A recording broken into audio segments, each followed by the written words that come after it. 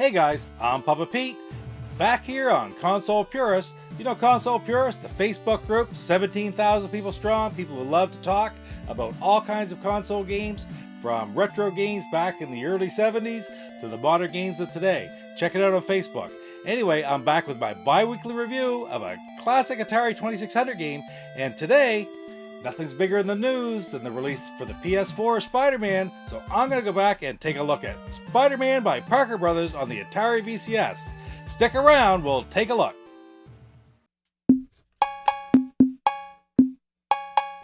Papa Pete, the old ass gamer. Papa Pete, the old ass gamer. If you haven't grown up by the age of 50, you don't have to.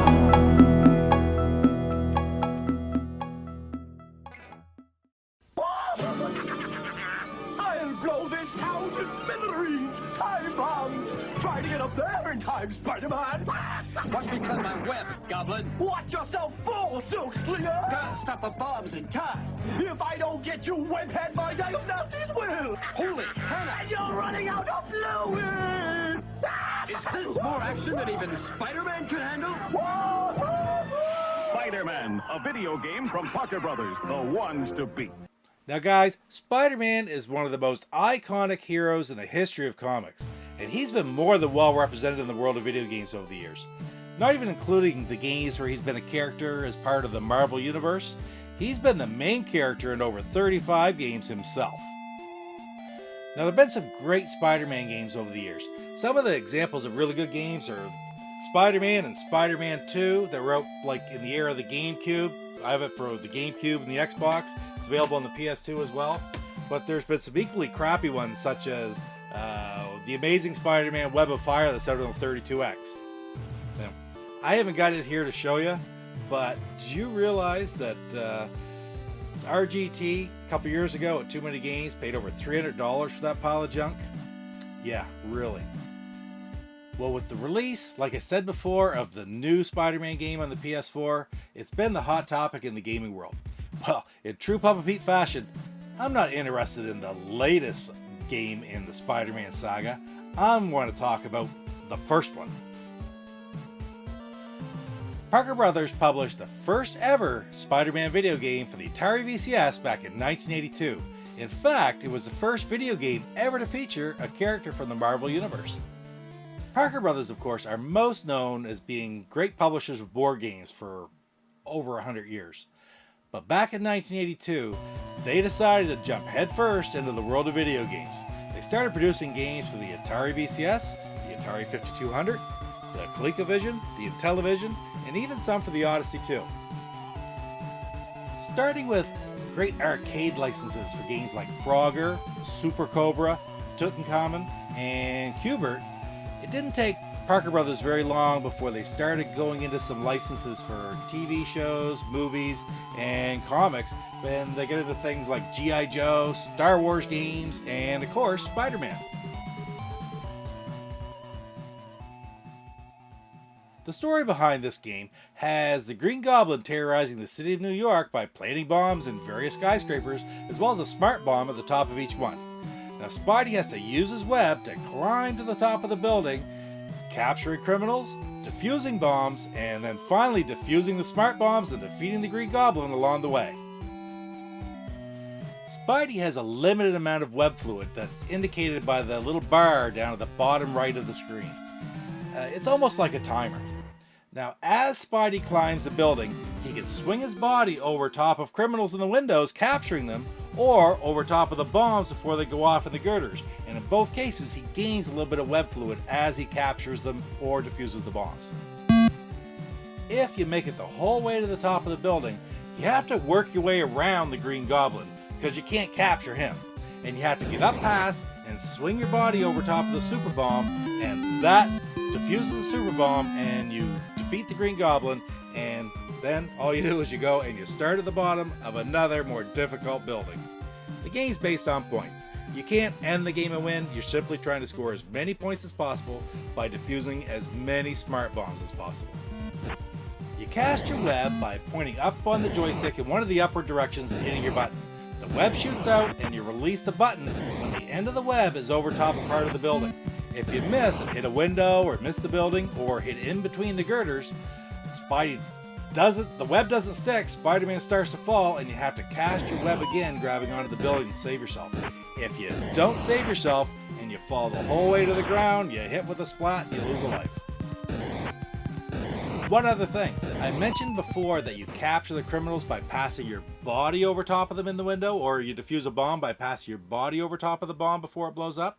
If the criminal actually touches the web and not your body, the criminal cuts your web and you fall. If the bomb explodes by your web breaks, you fall. And you have to cast your web out and try to catch yourself, because again, if you hit the bottom, you die, you lose a man, and you go splat.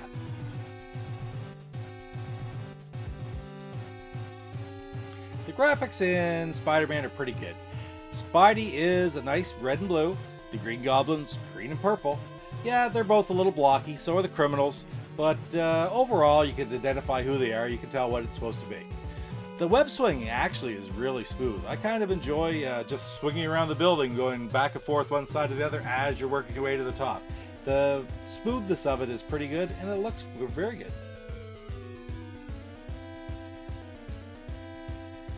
The sounds of Spider-Man are pretty rudimentary. There is a song that plays at the beginning, but it's not the famous Spider-Man theme that we all know and love. There's a whooshing noise when you cast your web, and there's also a high-pitched noise that happens when you're falling as you're falling, so you really recognize that when it happens. Other than that, really the only memorable sound in the game is the really nice splat that it makes when you hit the ground. I know that's not the point of the game, but there's something about it that's done right.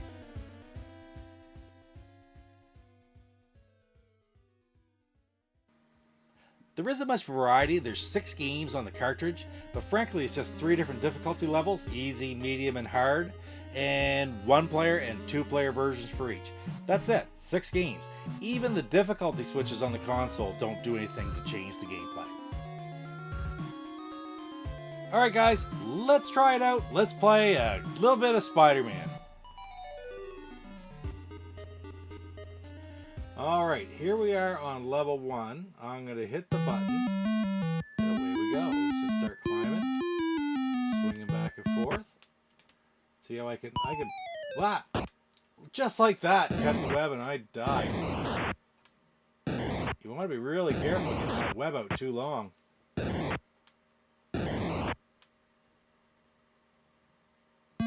Oh, see, I picked it up. Keep a little bit of web fluid. Almost up to the top.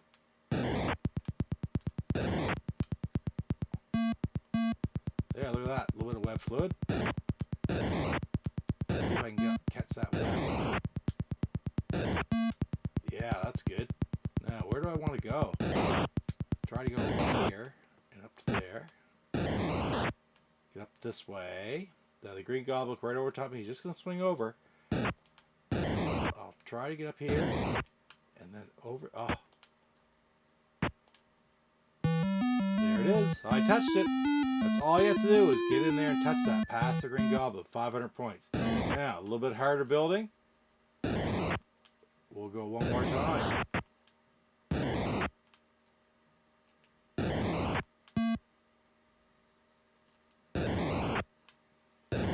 Really trying to say a little bit of a tough decision whether you try to go as quick as you can, just straight up, or swing back and forth a little bit, try to capture some criminals so you can get like that, get some free, get some extra web fluid. There we go. That was alright. Those little buttons are hard to hit. We got her there. Ooh, I'm getting lucky here, really. I'm going off to the side. A little bit easier to the side of the girders. Is the end like that? If I go like this and up, what? Ah! Oh, that was lucky right there. Oh, but I blew it. And get it right back. Here we go. Off the side. That should hook on. Oh, that was a long fall right back down to the bottom. Look at my web fluid down at the bottom. I'm almost out of web fluid. I won't be able to get much further. Better go quick. Right to the top. I'm going to run out of web fluid. know what happens when I run out of web fluid? I plummet. Okay, there it goes. That is a long fall. Oh, splat. Well, that's enough for right now. I got one. There you go, fall again. 650 points. 650. Not too bad. Oh well.